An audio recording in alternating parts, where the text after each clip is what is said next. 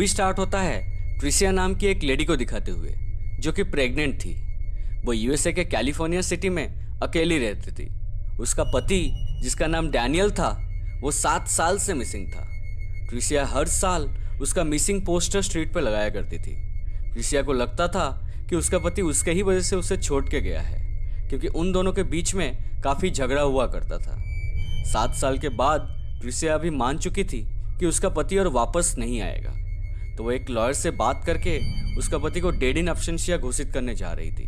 Guys, dead इन absentia का मतलब जो आदमी बहुत दिन से मिसिंग हो और उसका कुछ खोज खबर नहीं मिल रहा हो तो उसे लीगली डेड घोषित कर दिया जाता है। एनीवे, अब ट्रिसिया को मदद करने के लिए उसकी छोटी बहन कैली आई थी, जो कि पहले एक ड्रग एडिक्ट हुआ करती थी।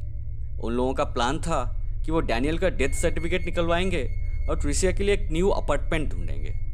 कैली ट्रिसिया के लिए एक बुक लाई थी जिसका नाम था 3 बिली गोट्स। रात को वाइन पीने के टाइम जब कैली ट्रिसिया का होने वाले बच्चे के बारे में पूछती है तब ट्रिसिया उसका जवाब नहीं देती। ट्रिसिया को मोस्ट ऑफ द टाइम रात को बहुत नाइटमेयर्स आ रही थी। कभी कभी वो डैनियल को देखता था एक बहुत ही डिस्टर्बिंग रूप में।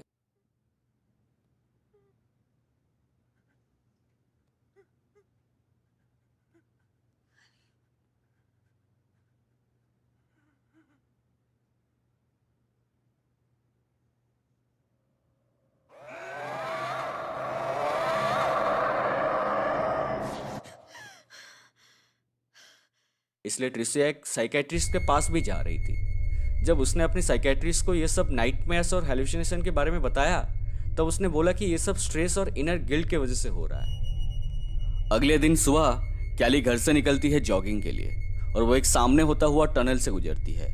वो टनल अंदर से काफ़ी डरावना था। वहाँ पे बहुत सारे डॉग्स, कैट्स और लोगों का मिसिंग पोस्टर्स भी लगा हुआ था। इसका मतलब ये था कि वहाँ पे सिर्फ डैनियल ही नहीं बल्कि और भी लोग एंड एनिमल्स मिसिंग हो रहे थे। ये कैली को बहुत अजीब लगता है। वापस आते टाइम वही टनल के अंदर कैली एक आदमी को देखती है जो वहीं पे लेटा हुआ था। उसे देख के ये लग रहा था कि वो बहुत वीक है या उसे किसी ने बहुत टॉर्चर किया है। कैली सोचती है कि शायद कोई पागल या भिखारी होगा। वो आदमी कैली को पूछता है कि क्या वो उसे देख सकती है, तो कैली बोलती है हाँ। ये सुन के वो आदमी बहुत ज़्यादा शॉक्ड हो जाता है और चिल्लाने लगता है ट्रेड ट्रेड। वो आदमी अपना नाम वॉल्टर बोलता है और अपना बेटा जेमी को बुलाने बोलता है। कैली को ये सब बहुत अजीब लग रहा था और वह घबराते हुए टनल से बाहर आ जाती है और अपने घर चली जाती है। घर पे जाके वो मिलती है डिटेक्टिव मैलोरी से, जो कि डैनियल के मिसिंग केस का जांच कर रहे थे। ट्रिसिया और मैलोरी के बात से ये पता लगता है कि वो दोनों एक दूसरे को डेट कर रहे थे और वो बच्चा भी डिटेक्टिव मैलोरी का ही था। जब मैलोरी घर से जाता है तब दरवाज़ा बंद करने के टाइम फिर से ट्रिसिया डैनियल को हेलुसिनेट करती है और डर जाती है। फिर कैली को उस आदमी का याद आता है जिसको उसने सुबह टनल में देखा था। वह कुछ खाना लेके उस टनल में फिर से जाती है पर वहाँ पे कोई नहीं होता, तो कैली डब्बा और खाना उस टनल के एंट्रेंस में ही छोड़ के आ जाती है। उस रात ट्रिसिया को फिर से डैनियल का नाइटमेयर आता है, जहाँ पे डैनियल उसके होने वाले बच्चे को मारने की कोशिश कर रहा था। वो बहुत ही ज़्यादा डर जाती है और सुबह अपना साइकेट्रिस्ट के पास जाती है। उसका साइकेट्रिस्ट उसे बोलता है कि ये सब नॉर्मल है, क्योंकि वो अपने पति को डेड इन एब्सेंशिया घोषित करने जा रही थी, इसलिए उसका माइंड एक ट्रॉमा में चला गया है। इसलिए वो डैनियल को हर जगह देखती है। इधर हर रोज़ की तरह कैली अपनी जॉगिंग करके घर वापस आती है तो वो अपने डोर स्टेप पर कई सारी पर्सनल चीज़ें देखती है, जैसे कीज़, जेवर, लॉकेट्स वगैरह। उसे लगता है कि वो सब वॉल्टर ने ही रखा होगा, तो वो सब इकट्ठा करके वही टनल के सामने एंट्रेंस में जाके रख के आती है। तभी उसे एक आदमी मिलता है जो कैली को मना करता है वहाँ पे वो सब रखने के लिए, और खुद एक ट्रैश बैग छोड़ के जाता है एग्जैक्टली वही जगह पे। ये सब कैली को बहुत अजीब लग रहा था। उसी रात जब कैली अपने वॉशरूम में ब्रश कर रही होती है तब उसे बेसिन में एक कीड़ा दिखता है जिसको वो पानी से फ्लश कर देती है। फिर उसे पीछे किसी का आवाज़ आता है और पर्दा भी हिल रहा था। जब वो पर्दा उठा के चेक करती है तो वहाँ उसे कोई नहीं दिखता। फिर जब कैली अपने बेडरूम में जाती है तो बेड के ऊपर वही सब चीज़ें देखती है जिसको उसने टनल के बाहर छोड़ के आई थी। वो बहुत ही ज़्यादा डर जाती है और घबरा के 911 पे कॉल करती है। तभी उस कॉल का रिस्पॉन्ड डिटेक्टिव मैलोरी करते हैं और वो एक टीम के साथ जाके वहाँ पे इन्वेस्टिगेशन स्टार्ट करते हैं इन्वेस्टिगेशन के दौरान पुलिस को ये पता चलता है कि उनमें से कुछ सामान जो लोग मिसिंग थे उनका है। मैलोरी को कुछ समझ नहीं आ रहा था कि ट्रिसिया और कैली का मिसिंग लोगों से क्या कनेक्शन हो सकता है। कैली पुलिस को बताती है कि उसे लगता है कि ये सब काम उसी आदमी का है जिसे वो सुबह टनल में देखी थी, बट उसका नाम उसे याद नहीं आ रहा था। मैलोरी उन दोनों के ऊपर गुस्सा करता है और बोलता है कि ऐसे इलाके में दरवाज़ा हमेशा लॉक करके रखने के लिए।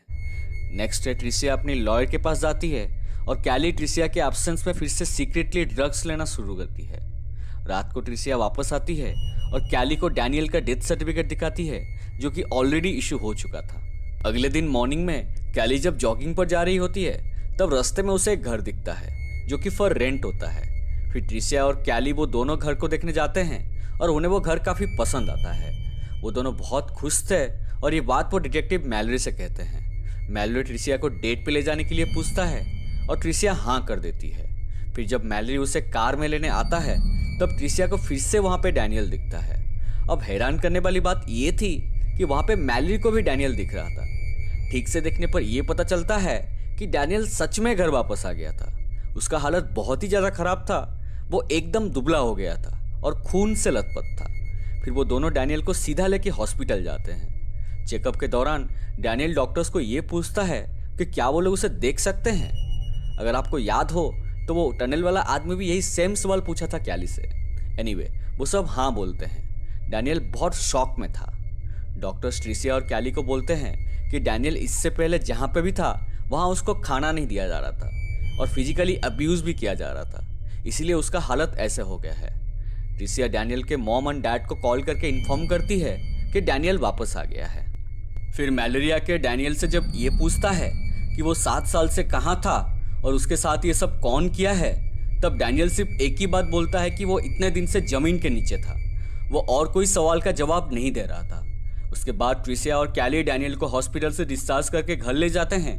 घर पहुंचने के बाद जब डैनियल उस टनल को देखता है तब वो वहीं पे ही यूरिनेट कर देता है, मतलब कुछ तो था उस टनल में। फिर वो डैनियल का कपड़ा चेंज करके उसे सुला देते हैं। डैनियल एक बार में ही सो जाता है, जैसे मानो वो 7 साल में एक बार सोया ही ना हो।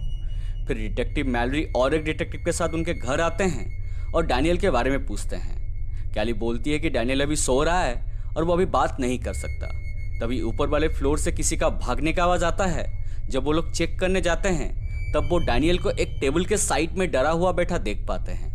मैलोरी डैनियल से कहता है कि उसका एक्सरे से पता चला है कि उसके पेट में किसी एनिमल का बोन था। इसका मतलब डैनियल ने जो कुछ भी बोला वो सब झूठ बोला। उसने रिसेंटली ही खाना खाया था, उसको किसी ने अगवा भी नहीं किया था।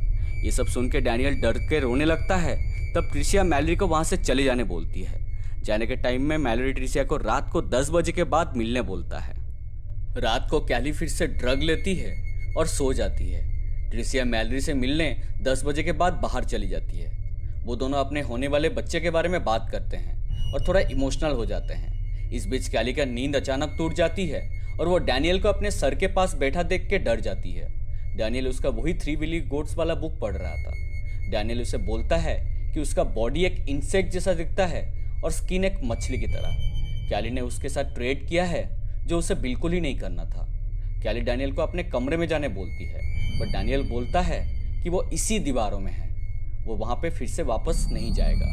तभी वहाँ पीछे से कुछ आवाज़ें आती है जिसे चेक करने कैली वहाँ जाती है। तब कैली कुछ अजीब सा क्रीचर को नोटिस करती है बट ठीक से देख नहीं पाती। कैली उस आवाज़ का पीछे करते करते वॉशरूम में पहुँचती है और वहाँ कोई अचानक उसके सर पे कुछ मार देता है और वो वहीं पे बेहोश हो जाती है। फिर सीन कट होके हमें दिखाया जाता है मैलोरी एंड ट्रिसिया को। मैलोरी ट्रिसिया को घर वापस छोड़ के जा ही रहा था तब ट्रिसिया देखती है कि उसका घर का दरवाज़ा खुला है। वो मैलोरी को बुलाती है और वो दौड़ के अंदर चेक करने चला जाता है। तभी कैली वही टनल से भागती हुई आती है और बोलती है कि डैनियल फिर से चला गया है। मैलोरी तुरंत कॉल करके अपना टीम को बुलाता है। पूछताछ के दौरान कैली सब घटना बोलती है और कहती है कि जब उसका होश आया तब एक अजीब सा ब्लैक क्रीचर डैनियल को बड़ी बेरहमी से घसीट के उस टनल के दीवारों के अंदर ले गया है, जिसको बचाने के लिए कैली उसके पीछे गई थी बट कुछ भी नहीं कर पाई। उसका बातों से वो डिटेक्टिव जान पाते हैं कि वो ड्रग्स ली हुई है और वो एक मनगढ़ंत कहानी बता रही है। मैलोरी ट्रिसिया को फिर से एक मिसिंग रिपोर्ट दर्ज करने बोलता है और वहाँ से चला जाता है। उसके जाने के बाद ट्रिसिया कैली को ड्रग्स लेने के लिए बहुत गाली करती है और उसे थप्पड़ भी मारती है। ट्रिसिया को लग रहा था कि शायद डैनियल ने उसे और मैलरी को साथ में देख लिया है, इसलिए वो फिर से घर छोड़ के चला गया है। वो बहुत डिप्रेस हो जाती है। उसके बाद कैली इंटरनेट से उस टाउन के सारे लापता लोगों के बारे में रिसर्च करना स्टार्ट करती है एंड इन्फॉर्मेशन कलेक्ट करती है और ट्रिसिया को इंटरनेट से जुगाड़ किया हुआ सारा रिसर्च दिखाती है।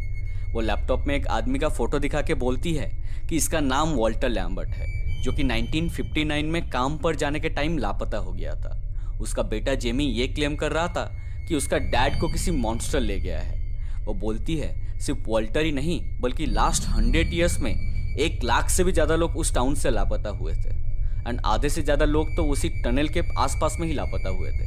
ट्रिसिया को कैली के ऊपर अभी भी यकीन नहीं हो रहा था, तो कैली बोलती है कि सारे कल्चर या हिस्ट्री में ऐसे क्रीचर्स का जिक्र है जो लोगों को या उनकी सोल्स को अपने डायमेंशन में लेके उनके ऊपर फीड करते हैं। मतलब ये टनल एक पैसेज की तरह है हमारा फिजिकल वर्ल्ड और डार्क वर्ल्ड के बीच में, जिसको वो क्रीचर गार्ड कर रहा है और लोगों को अपने डायमेंशन में लेके उनके ऊपर अत्याचार करता है। तभी उनका घर का कॉलिंग बेल बजता है और एक डिटेक्टिव आके बोलता है कि टनल के पास में एक बॉडी मिला है और उन्हें आइडेंटिफाई करना पड़ेगा। वो दोनों भाग के वहाँ जाते हैं और देखते हैं कि वहाँ एक बॉडी पड़ा हुआ है जो कि बड़ी भयानक तरीके से ट्विस्टेड हुआ था और खून से लथपथ था। कैली उस बॉडी को आइडेंटिफाई करती है और बोलती है कि बॉडी वॉल्टर का है। तभी जेमी वहाँ आता है और उस बॉडी को देख के बहुत रोता है। उसके हाथ में एक पॉलीथीन बैग था। पुलिस उस बैग को चेक करने के बाद उन्हें उसके अंदर एक डॉग मिलता है। वो लोग जेमी को एज ए सस्पेक्ट अरेस्ट कर लेते हैं। आज उस एरिया में बहुत सारे एनिमल्स भी मिसिंग हो रहे थे। वो दोनों बहन घर वापस आ जाते हैं और डैनियल के बारे में बात करके इमोशनल हो जाते हैं। रात को लाइट्स बंद करके जब वो लोग ऊपर वाले फ्लोर में जा रहे थे तब उन्हें कुछ आवाज़ें सुनाई देता है। ये आवाज़ वही क्रीचर का था जिसको पहले कैली सुनी हुई थी। फिर वो आवाज़ और तेज़ होने लगता है और वो क्रीचर अचानक अंधेरे से निकल के उनके ऊपर हमला कर देता है। वो ट्रिसिया को घसीट के वही टनल के अंदर ले जाता है, एग्जैक्टली डैनियल की तरह। कैली उसे बचाने की बहुत कोशिश करती है बट बचा नहीं पाती। वो क्रीचर ट्रिसिया को भी दीवार के अंदर खींच के ले जाता है। उसके बाद कैली सीधा जाके पुलिस स्टेशन पहुंचती है और पुलिस को सब बताती है।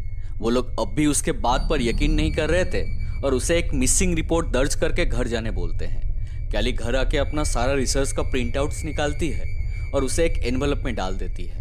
वो उसके ऊपर मैलोरी लिख के उसे अपने बेड के ऊपर रख देती है। फिर रात को कैली घर से निकल के सीधा जाके उस टनल के अंदर पहुंचती है और वहाँ जोर जोर से ट्रेड करके चिल्लाती है ताकि ट्रिसिया के एक्सचेंज में वो खुद को ट्रेड कर सके। कुछ टाइम बाद वहाँ दीवारों के अंदर से बहुत लोगों की आवाज़ें सुननी मिलती है और उस क्रीचर का भी आवाज़ सुनाई देता है। वो क्रीचर ट्रिसिया का खाली फीटस दीवार से बाहर फेंक देता है और कैली को भी अपने साथ लेने के लिए तैयार होता है। कैली बहुत ही ज़्यादा डर जाती है और उस टनल से भागने की कोशिश करती है बट वो क्रीचर उसके ऊपर हमला कर देता है और उसे भी दीवारों के अंदर खींच लेता है। कैली को ले जाने के बाद वो क्रीचर कैली का एक खाली शू वहीं पे छोड़ देता है। उसके बाद डिटेक्टिव मैलोरी ट्रिसिया के घर आते हैं और उन्हें कैली का रखा हुआ वही एनवेलप मिलता है जिसमें उसका सारा रिसर्च था। डिटेक्टिव लोनरगन उन्हें एश्योरेंस देते हैं कि वो केस को तब तक क्लोज नहीं करेंगे जब तक वो सॉल्व नहीं हुआ है। डिटेक्टिव लोनरगन को लग रहा था कि जेमी ही एक सीरियल किलर है जो वहाँ पे लोगों को अगवा करके उन्हें मार रहा था, बट मैलोरी सब देखने के बाद बिलीव करता है कि कैली शायद कहीं पे भाग गई है और ट्रिसिया डैनियल के साथ कहीं अनजान जगह पे हैप्पीली रह रही है। नेक्स्ट सीन में हम लोग देख पाते हैं मैलोरी को जो कि ट्रिसिया एंड कैली का मिसिंग पोस्टर्स लगा रहा था। तभी वो टनल की तरफ देखता है और उसे कैली का एक झलक दिखता है जो कि टनल में खड़ी हुई थी। तो मैलोरी टनल के पास जाके देखता है पर वहाँ पे कोई नहीं होता है, बट हम लोग कैली को देख पाते हैं जो कि मैलोरी के बिल्कुल सामने ही खड़ी हुई थी, बट मैलोरी उसे नहीं देख पा रहा था। फिर मैलोरी वहाँ से चला जाता है और कैली हेल्पलेस होकर मैलोरी को उस टनल से देख रही होती है। हम लोग उस क्रीचर का एक हाथ कैली के एक कंधे के ऊपर भी देख पाते हैं और मूवी यहीं पे ख़त्म हो जाती है। आई नो कि आप लोगों के मन में थोड़ा सा कन्फ्यूजन होगा कि यहाँ पे हो क्या रहा था। डोंट वरी, मैं किस दिन काम आऊँगा। एनीवे गाइज, यहाँ पे हो ये रहा था कि जैसे कैली ने बताया कि ये टनल एक गेटवे की तरह है हमारा फिजिकल वर्ल्ड और अंडरवर्ल्ड के बीच में। अंडरवर्ल्ड मतलब जहाँ पे गुंडे और माफिया नहीं रहते, जहाँ पे एंशिएंट क्रीचर्स और मॉन्स्टर्स रहते हैं जिसके बारे में हम कभी सपने में भी नहीं सोच सकते। वो क्रीचर्स हमारे दुनिया से लोगों को स्टील करके अपने दुनिया में लेके उन्हें स्लेव बनाते हैं, उनके ऊपर अत्याचार करते हैं और फीड करते हैं। ये मूवी में कैली अनजाने में उस क्रीचर के साथ एक ट्रेड कर ली थी जब वो कुछ खाना लेके उस टनल के एंट्रेंस में रख के आई थी, जिसके बदले वो क्रीचर डैनियल को कुछ समय के लिए बाहर छोड़ दिया था। उस टनल के पास में हम लोग जेमी को भी देखे थे, जो कि वो टनल में रेगुलरली एक पॉलीथीन बैग छोड़ के जा रहा था। वो आसपास के सारे पेट्स चुरा के आज ये ऑफरिंग उस क्रीचर को दे रहा था। ये एक्सप्लेन करता है क्यों वहाँ से सारे एनिमल्स भी गायब हो रहे थे, जिसके बदले वो क्रीचर उसका डैड वॉल्टर को कुछ देर बाहर छोड़ देता था। उसी दौरान कैली वॉल्टर से मिली थी जब वो जॉगिंग से वापस आ रही थी। जेमी कैली को मना भी किया था कि वहाँ पे वो सब सामान रखने, क्योंकि उसे एग्जैक्टली पता था कि उसका कॉन्सिक्वेंसेस क्या होगा। मूवी के लास्ट में जब कैली अपनी बहन ट्रिसिया के बदले खुद को ट्रेड करने जाती है, तब वो क्रीचर ट्रिसिया को नहीं बल्कि उसका अनबर्न फीटस को वापस करता है। तब कैली वहाँ से भागने की नाकाम कोशिश करती है, बट वो क्रीचर उसे भी अपने दुनिया में ले जाता है। सो गाइज, ये थी एब्सेंशिया मूवी की हिंदी एक्सप्लेनेशन। ये मूवी का बजट ओनली $70,000 का था। डायरेक्टर माइक फ्लैनेगन ने इस मूवी को बहुत ही मिनिमल इक्विपमेंट और कम प्रोफेशनल एक्टर्स के साथ शूट किया है। मूवी में एक क्रीचर का कुछ ही झलक दिखाया गया है और डायरेक्टर ने पूरा हमारे ऊपर छोड़ दिया है कि हम इस क्रीचर को कैसा रूप दें। मूवी में एक अपने को खोने का दुख और गिल्ट, दो बहन का रिलेशनशिप और ड्रग अब्यूज़ वगैरह को बहुत ब्यूटीफुली दिखाया गया है। पर्सनली मुझे ये मूवी काफ़ी पसंद आई। आप भी अपना एक्सपीरियंस कमेंट सेक्शन में बता सकते हैं। होप आपको वीडियो अच्छी लगी हो।